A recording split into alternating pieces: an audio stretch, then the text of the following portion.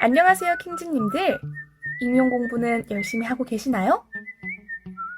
네, 열심히 하고는 있는 것 같은데 내가 과연 잘하고 있는 걸까 궁금하기도 하고 내가 모르는 부분에 대해 어떻게 질문해야 할까 고민도 많으셨죠? 그런 여러분들을 위해서 저희가 이번 영상을 준비했습니다. 그럼 첫 번째 질문 함께 확인하러 가볼까요? 첫 번째 질문입니다. 실습 중에는 쉬어도 될까요? 실습 중에 공부는 어떻게 하셨나요? 우선 실습 중에는 쉬어도 될까요에 대한 답은 네, 쉬어도 됩니다입니다. 반대로 실습 중에 자꾸 쉬라고 하는데 지금 공부해도 될까요? 에 대한 질문도 네입니다. 이 부분은 개인의 체력과 성향에 따라 매우 다를 거예요. 체력이 좋지 않아서 지금 공부까지 하면 절대 끝까지 완주 못할 것 같다 하시는 분들은 마음껏 쉬어주세요. 그런데 저는 스트레스를 받으면 몸으로 오고 못하면 스트레스를 너무너무 많이 받아요 하시는 분들은 개인 공부를 하세요. 저는 실습 중 교육과정 아웃풋만 진행했습니다. 본스와 짝스는 모두 쉬고요. 실습 기간이나 실습이 끝난 주에는 주말 동안 푹 쉬었습니다. 그렇지만 다가오는 주의 평일부터 공부를 시작할 수 있게 준비를 열심히 했죠. 저는 개인적으로 남들 다 하는 거 나만 못했을 때의 스트레스가 엄청나진 않은 사람이에요. 그래서 실습 기간에 많이 휘발될까봐 두려웠던 교육과정 아웃풋만 진행했습니다. 제 주변도 많이 비슷했던 것 같아요. 본스는 대부분이 쉬었고 담당 선생님이 엄하시냐 아니면 조금 프리하신 분이냐에 따라서 짝쓰는 하는 경우도 보았습니다. 두 번째 질문입니다. 교육과정 스터디는 어떻게 효율적으로 할 수 있을까요? 이 질문을 주신 분은 서로 질문 스터디로 진행한다고 말해주셨어요. 그런데 저는 강론 스터디와 기본 이론 스터디는 질문 스터디로 진행했지만 교육과정은 굳이 질문 스터디로 진행하지 않았습니다. 절대적으로 인풋 시간이 많이 부족하다고 느끼는 교육과정인데 굳이 서로 질문하는 시간을 줘야 할까에 대한 의문이 들었거든요. 교육과정 스터디를 짝스로 또 말 스터디로 진행하시는 경우에는 서로 각자의 암기펜을 치고 양심적으로 암기판 가리고 번갈아 가면서 빈칸 채워 읽기를 하거나 총론은 아예 한 문장씩 머리에서 꺼내는 말 스터디 등 다양한 방법을 시도했습니다. 우리가 공부할 때 손으로 아웃풋을 하기도 하고 타자로도 하고 입으로 하기도 하잖아요. 그러니까 다른 사람 앞에서, 즉 긴장된 상황에서도 이것을 잘 떠올릴 수 있느냐를 집중한다면 스터디 방식을 잘 생각할 수 있으리라고 믿어요. 세 번째 질문입니다. 진짜 이것만은 꼭꼭 외워야 한다 하는 것에는 무엇이 있는지 궁금해요. 인데요. 기본 이론, 교육과정, 강론, 모형, 논술이요. 뭐야 장난인가? 싶겠지만 임용시험 준비를 온전한 정신으로 끝까지 마치시려면 모두 보세요. 지역에 따른 편차는 분명히 있을 겁니다. 하지만 저는 임용을 준비하기 전에 다른 선배들의 경우도 많이 들어보았고 영상들도 많이 찾아봤어요.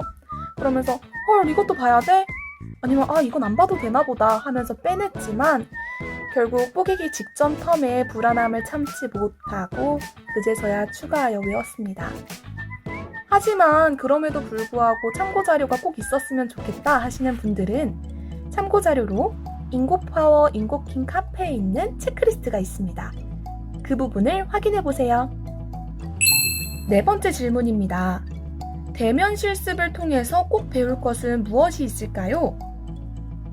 아마 지금 4학년 정도 되셨으면 다양한 수업의 유형, 새로운 기법, 아이들 호응 유도법 이런 것들은 이전 실습에서 충분히 배우셨을 거라 생각해요. 아래 내용들에 중점을 두고 실습에 참여해보세요. 첫째, 교수학습 과정안 깔끔하게 양식 맞춰 쓰는 법. 임고 2차에 지도서 작성, 교수학습 과정안 작성 있는 거 다들 아시죠? 내용 작성하시는 것은 그때 돼서 많이 연습하실 건데 지금 실제 교수학습 과정안에서 어떻게 간단하게, 어떻게 깔끔하게 쓰고 있는가를 잘 연습해 두신다면 훨씬 도움이 될 것이라 생각합니다. 두 번째, 현장에서 코로나19 상황에 대해 어떻게 대처하고 있는가? 코로나19 상황은 여전하고 이로 인한 교육과정 문제도 여전히 많습니다. 교육 현장의 문제는 당연히 말할 것도 없고요. 눈에 불을 켜고 현장에서는 이렇게 진행되고 있구나 꼭 파악하세요. 우리가 자료를 찾아보는 것보다 더 좋은 것이 숨어있을 수도 있으니까요.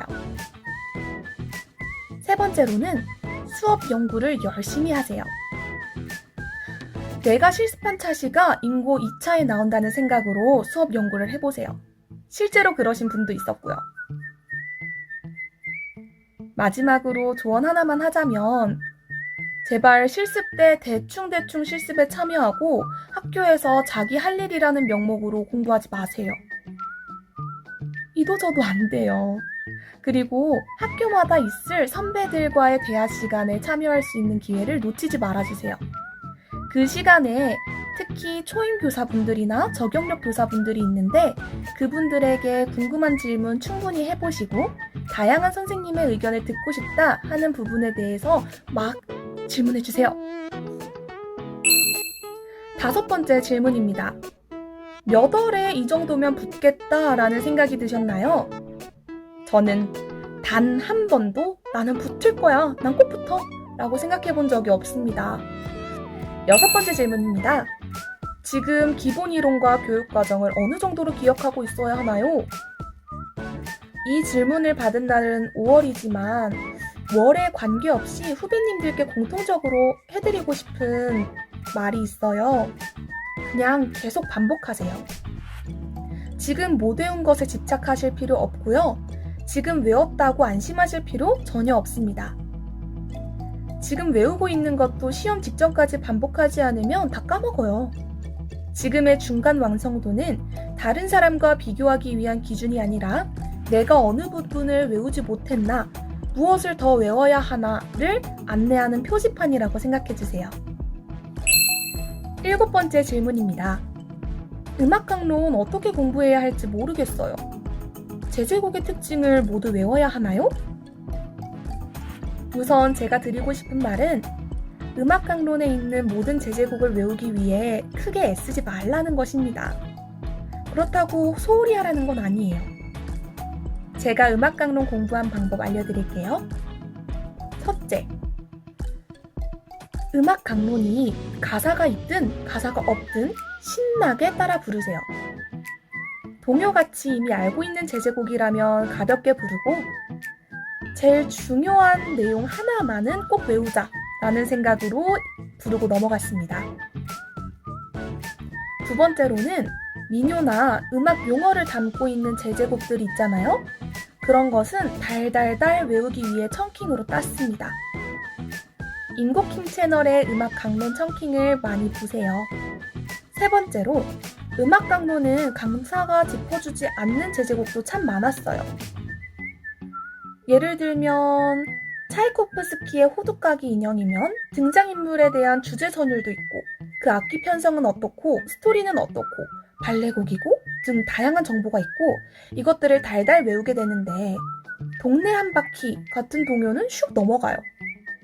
이런 것은 중요하지 않다는 생각이 들어도 프린트에 있는 제제곡 정도는 악보를 보고 불러보면 무슨 곡인지도 알아야 하고 그 곡의 특징 두세 가지 정도는 말할 수 있을 정도로 공부해두세요. 그렇지만 이걸 처음부터 다 외워야지 하면 시간 낭비라고 생각해요. 뽀개기 전까지만 해도 강론만 5번은 넘게 인풋, 아웃풋을 하게 되는데 그러다 보면 저절로 두세 가지 특징은 외워질 거예요. 나중에 안 되는 것만 따로 정리해보세요. 본격적인 뽀개기 시간 전에 선배들에게 받은 파일로 온갖 강론 지식이 있는 뽀개기 파일을 받았는데 개인적으로 저는 이렇게까지는 할 필요가 없다고 생각해요. 킬러 문항은 어차피 운 좋으면 내가 아는 것이기 때문에 맞는 거고 운이 좋지 않으면 틀리는 거니까요. 대부분의 사람들이 맞는 프린트물에 있는 제제곡들은 필수적으로 외워주세요. 여덟 번째 질문입니다. 아직 기본 이론 단권화를 마치지 못했는데 여름방학까지 마치는 건 무리일까요? 전혀 아닙니다. 10월까지 계속 단권화하는 사람도 봤어요. 저는 원문파라 원문을 계속 읽었지만 단권화가 필요한 영역이 있다면 하는 것을 추천합니다. 대신 단권화 작업이 무의미한 타자 시간, 노동 시간이 아니라 한 번 원문을 더욱더 정확하게 공부하는 시간이 되어야겠죠? 9번째 질문입니다. 슬럼프, 스트레스, 멘탈 관리 어떻게 하죠? 일단 기본적인 마인드셋을 에라 모르겠다로 두세요. 어떻게 이런 시험을 준비하면서 스트레스를 안 받겠어요? 우리 인고생들은 다 같은 처지임을 절대 잊지 마시고 하루하루 벅찬 거 나만 그런 거 아니야. 다들 그래 라고 생각하고 넘어가세요. 이런 말을 들어도 성격이 너무 꼼꼼하셔서 하나하나 시간에 맞춰서 계획을 다 세우고 너무 못 지켜도 화딱지가 나시는 분들 있잖아요. 이런 분들은 다른 사람하고는 절대 비교하지 말아주세요.